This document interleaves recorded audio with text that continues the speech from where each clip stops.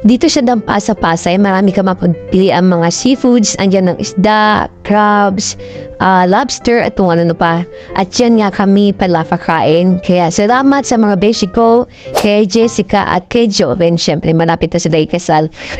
Ayun nga at may nakita kaming kakaibang isda dito na hindi namin alam po ano yung tawag. Ayan yung mahaba na yan. Ano ba yan? Mga ignorante talaga sa mga time na yan. Ito nasa ibaba na nakatagilid, akala ko mamamatay. Ang tawag daw diyan ay sinumpang isda at ito naman ay sinumpang isda. Ay, sorry yung bastos naman nun. Hindi namin kasi alam ang tawag yan, paki-message lang guys. At ito nga ang king crabs, grabe. Ang mahal man ito, 5,000 to 10,000. Wow! Kainin mo lang na isang kainan. Pwede na! At ito nga, yan napatingin siya sa amin, pero hindi ka namin mabibili kasi napakamahal mo. Sana all mahal.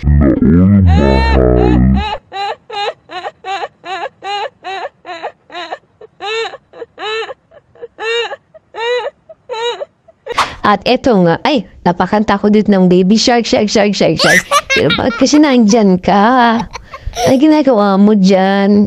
Nakakaawa siya tignan pero wala. Iyan talaga yung buhay mo. Ito naman yung stonefish kung tawagin na pag kinain mo siguro to, sigaw kang Darna! Ay, nako. Okay lang maging Darna, huwag lang kita maging kamukha. Ay, ko naman ang baby shark.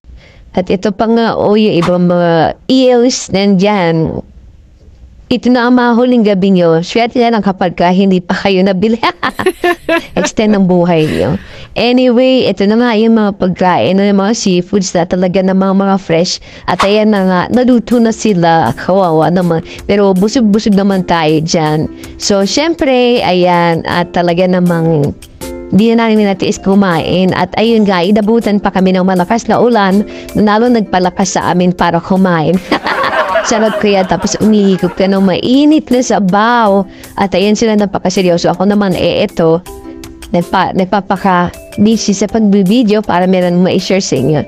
Yun lang guys, thank you for watching and busit na. Salamat!